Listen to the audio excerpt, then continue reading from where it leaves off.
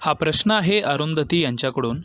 नमस्कार सद्गुरू, तुम्ही काल विश्वास प्रणाली विरुद्ध बोलत होता. पण जर कुठल्या देवतेवर विश्वास असेल तर त्याच्या जीवनाचा अनुभव त्या विश्वासामुळे अगदी मस्त असू शकतो. तर हे कुणी एखादा यंत्राप्रमाणे निर्माण केलेल्या देवतेमुळे जीवनाचा चांगला अनुभव येण्यापासून कसा वेगळा आहे?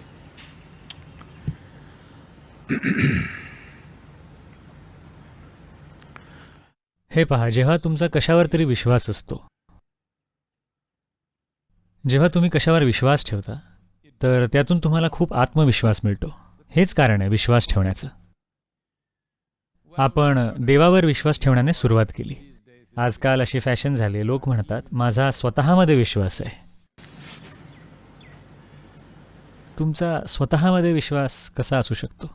नाही, माझा स्वतःमध्ये विश्वास आहे. तुम्ही एवढंच करायचा प्रयत्न करताय, आत्मविश्वास वाढवण्याचा सराव करताय. आत्मविश्वास ही अगदी धोकादायक गोष्ट आहे.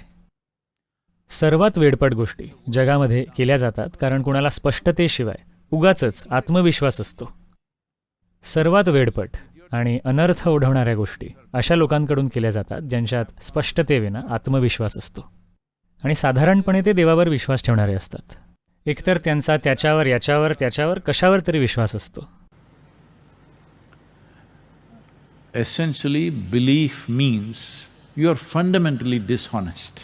मुळात विश्वास म्हणजे तुम्ही अगदी मूलभूत पातळीवर प्रामाणिक नाही आहात. तुम्हाला मान्य नाही करायचं आहे की मला माहिती नाही. आता कुणाचा तरी विश्वास आहे आणि त्यांचं आयुष्य सुंदर आहे. त्यांचं आयुष्य सुंदर असेल कारण ते कशाप्रती तरी भक्तिपूर्ण आहेत. ते देवता असू शकेल, ते मंदिर असू शकेल. साधारणपणे भक्त लोक ते देवतेसोबत फार काही करत नसतात. ते मंदिर झाडत असतात, मंदिर स्वच्छ करत असतात, हे किंवा ते धूत असतात, भांडी घासत असतात देवळातली, आणि ते सगळं सुंदर वाटतं कारण ते भक्तिपूर्ण असतात. म्हणून हे म्हणजे असं आहे बरं का, कुणाकडे तरी लहान मूल आहे, अगदी छोटं बाळ आहे. ते ह्या बाळासाठी इतके भक्तिपूर्ण असतात, सर्व काही अगदी सुंदर वाटतं.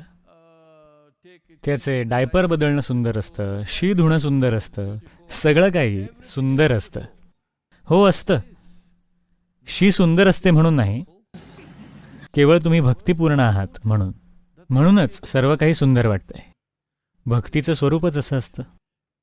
मग ते लहान मूल असू दे की एक मंदिर की देव की एखादी देवता किंवा एक झाड, काय याने काहीच फरक पडत नाही. जर तुम्ही भक्तिपूर्ण असलात तर तुमची भक्ती सर्व काही सुंदर बनवेल. कारण भक्ती ही तुम्ही स्वतःमध्ये निर्माण करू शकणारी सर्वात सुंदर भावना आहे. जेव्हा तुमची भावना इतकी सुंदर असते तर काय फरक पडतो? तुम्ही नीट खाल्लं काय, नाही खाल्लं काय, तुम्ही नीट झोपला काय, नाही झोपला काय, कशानेच काही फरक पडत नाही. सगळं काही सुंदर असतं. ही आहे भक्तीची शक्ती. जर विश्वास प्रणालींनी तुम्ही भक्ती निर्माण करण्याचा प्रयत्न करत असाल तर ठीक आहे, पण भक्ती फक्त एक पायरी आहे. तिथपर्यंत पोहोचायला आणखी एक मधली पायरी तयार करण्याची काही गरज नाही, कारण ती मधली पायरी खूप भरकटायला लावणारी असू शकते. जेव्हा तुम्ही विश्वास ठेवता तेव्हा तुम्ही बरोबर बनता, इतर लोक चुकीचे. एक भक्त कधीच तसा विचार करत नाही. एक भक्त कधीच बरोबर नसतो. त्याला माहीत असतं की त्याला काहीच माहिती नाही आहे, पण त्याला फक्त एवढं कळत असतं की मी ह्या गोष्टीचा भक्त आहे. आणि तीच भक्तीची शक्ती आहे की तुम्ही स्वतःच्या तर्काच्या सीमांच्या पलीकडे जाऊ शकता फक्त भक्तीच्या जोरावर, आणि जीवन विलक्षण सुंदर बनून जातं. असं नाही की तुम्हाला काहीच कळत नाही, तुम्हाला एकही गोष्ट माहीत नसेल, पण त्याने काही फरक पडत नाही. कारण भक्तीची शक्ती ज्ञानाच्या शक्तीच्या पलीकडे आहे. खरंच आहे. तर ते काही तुमच्या विश्वास प्रणालींमधून येत नाही. हे ह्यामुळे की तुमचं हृदय कुठल्या तरी गोष्टीसाठी विरघळून गेलंय. काय आहे त्याने काही फरक पडत नाही. लहान मूल असेल, नवरा असेल, बायको असेल, एखादं झाड असेल, कुठलं तरी काम असेल, ते काहीही असू शकतं. पण तुम्ही कुठल्या तरी गोष्टीप्रती भक्तिमय आहात, आणि तुम्ही अशा कुठल्या तरी गोष्टीप्रती भक्तिमय असणं चांगलं, जी फार आकार आणि रूप बदलत नाही. पहा, तुमचं नुकतंच लग्न झालंय, तुम्ही खूप भक्तिमय आहात, पण 3 दिवसांनंतर, कारण ज्याप्रती तुम्ही भक्तिमय होता आणि हा प्राणी, ह्या 2 वेगवेगळ्या गोष्टी वाटतात. तर म्हणून एखाद्या देवतेप्रती भक्तिमय होणं चांगलं, जी कधीच बदलत नाही. हो, हे एक अगदी उत्तम साधन आहे. मी काही याची मस्करी करत नाही. हे अगदी उत्तम साधन आहे. कारण तुम्ही जे कोण आहात त्याचा एक महत्त्वाचा पैलू हे ठीक करतं, म्हणजे की तुमच्या भावना.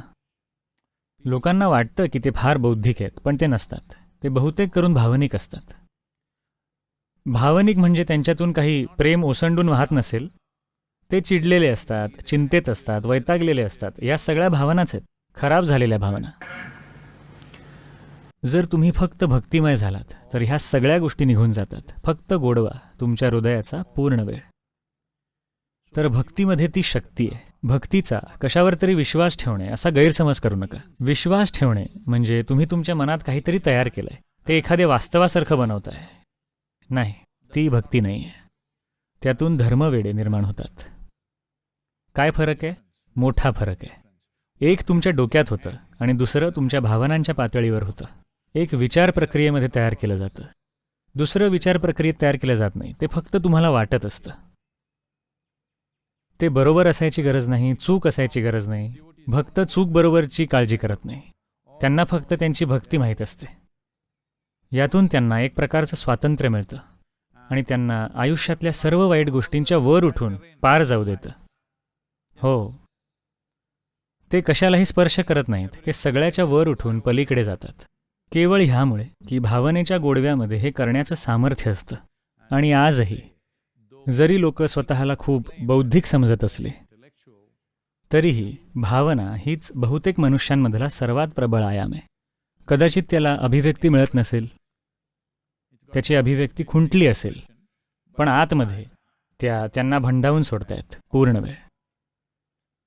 ते काही सगळ्याविषयी खूप प्रेम अनुभवत नसतील, पण ते सगळ्यांवर चिडलेले असतात. सगळ्या गोष्टींबद्दल चिंतित असतात, सगळ्या गोष्टींबद्दल तणावात असतात. या सगळ्या भावनाच आहेत.